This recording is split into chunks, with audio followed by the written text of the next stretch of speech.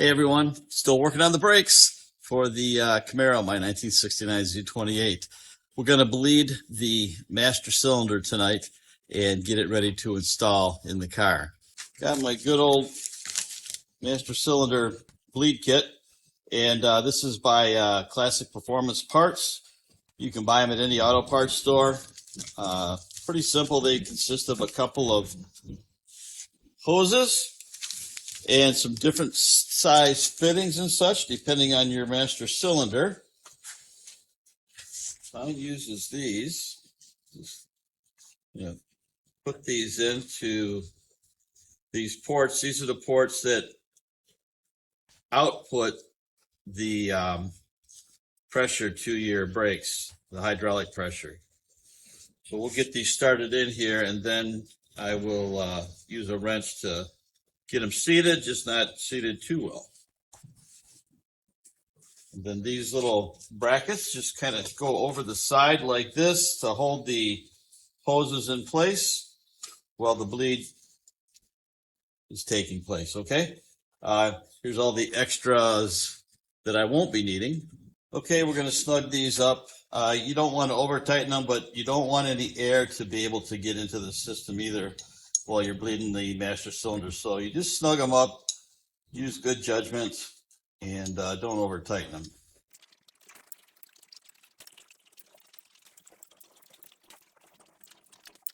There we go. Just enough, not too much.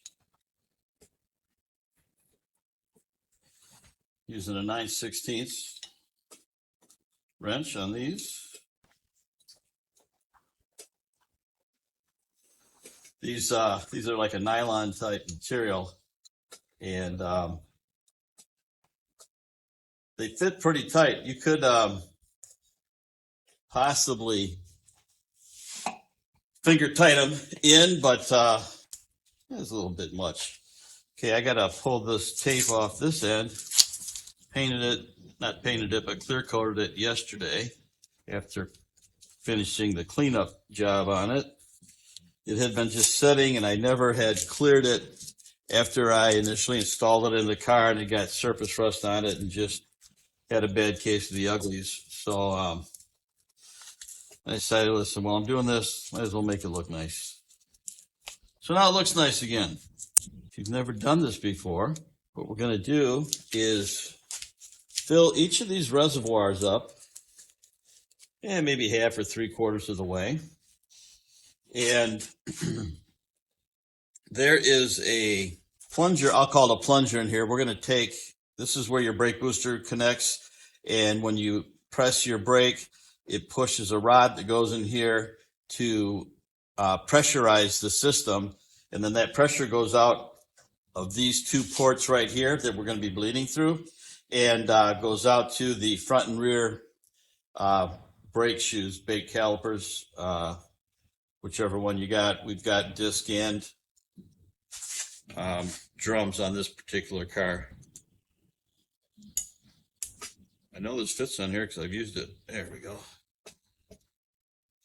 You don't want to have any little air leaks or anything, because it'll just defeat the purpose. And so what I'm doing is I'm putting this not quite to the bottom, but pretty close to the bottom of the reservoir, for the purpose of not sucking any air in.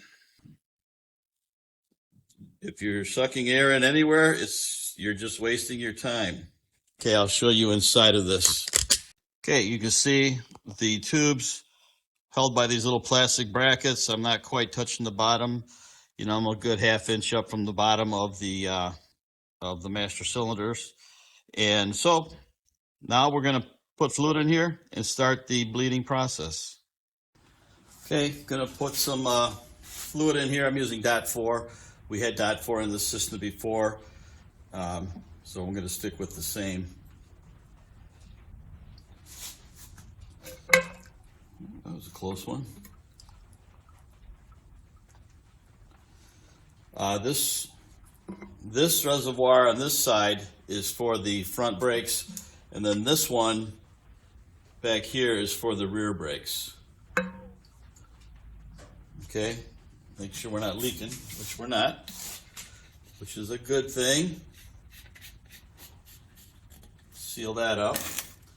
I cleaned all that, top of that off really good before opening it. Like I said, maybe I'm a little bit over emphasizing cleanliness, but it really is important with your brakes. Now, what I'm simply going to do is press in. Tighten this down a little bit. I just have it resting on there. Don't want this thing to go flying off the bench. Okay, let's give this a push.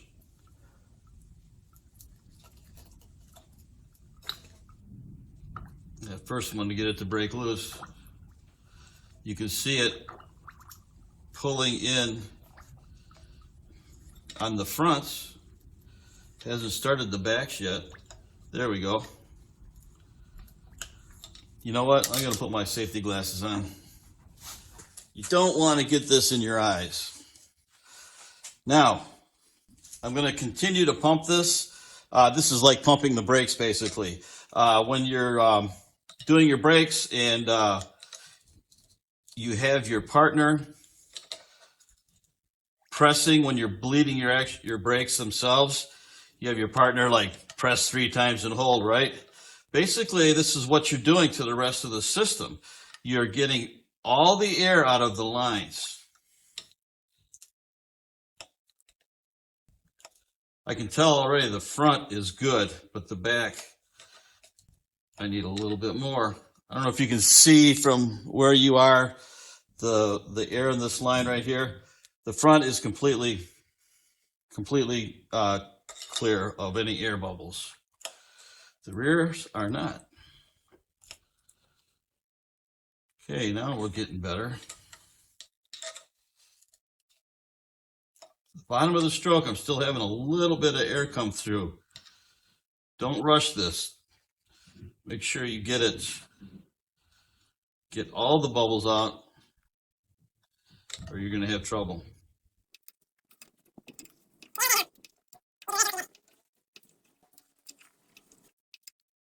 I think I explained in an earlier video maybe, when you pressurize the cylinder, it forces hydraulic fluid through the 2 small ports. There's 2 ports in each one of these reservoirs. One is a replenishing port. You could call it a return port, but I call it a replenishing port. And the other one is a high pressure port. So when you press down on your brake pedal, it pushes this plunger in, okay? And when it does that, it forces the brake fluid down through the high pressure port. And then when you release it and let the plunger come back out, it allows the fluid to re-enter or replenish the master cylinder reservoirs. I might be overkilling here, but I learned this from my dad, and my dad was a brake engineer for General Motors, and back in the day, he was developing what's called modulated braking systems. That was in the late 70s and early 80s. Now they call that ABS, but he was one of the original developers of ABS systems, called modulated braking systems at the time. I think I got a tiny bit of air trapped in that rear. Oh, there we go. Okay. The master cylinder has now been bled. Next step. I'm going to remove the bleeder lines, okay? And when I do this,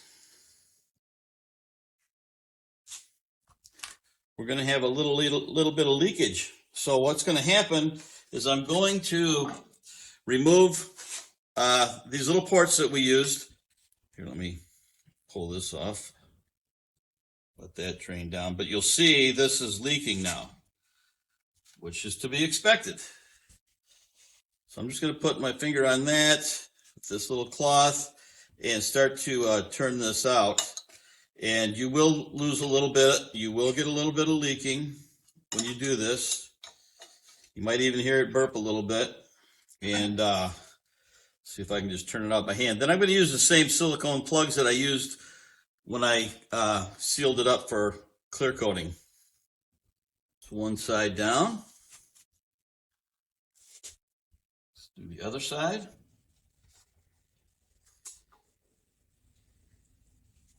Those drain out, a little drip here and there.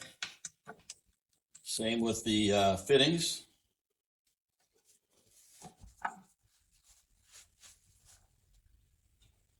Okay, let's remove this like we did on the other side. What I do to minimize the dripping is I just put my finger over the end of the tubing, pull this side off, and then let it drain in back into the reservoir. Let those drip themselves dry. And now I've got to replace this with a silicone plug. It's pretty tight still.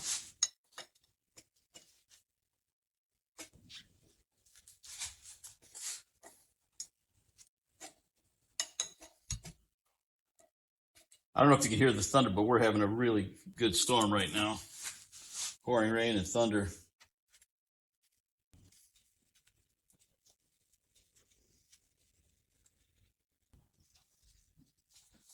Okay.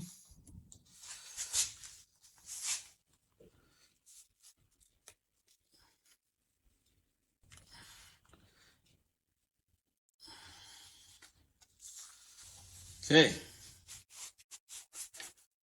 Now she's ready to go back in the car.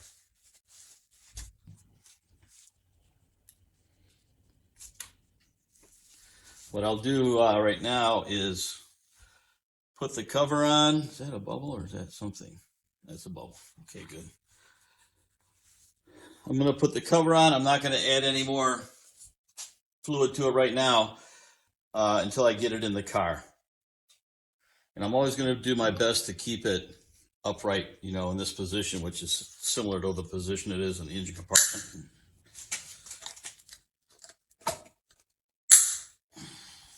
Okay. Mission accomplished. Probably get a new cover for this, and I want to get new clamps, these clamping wires, and it'll look like brand new. And that's it. That's how you bleed a master cylinder on the bench. Do this anytime you're going to put a new master cylinder in. Otherwise, it's going to take a lot longer, be a lot more hassle, and it's really not the right way to do it. You really need to pre-bleed it on the bench.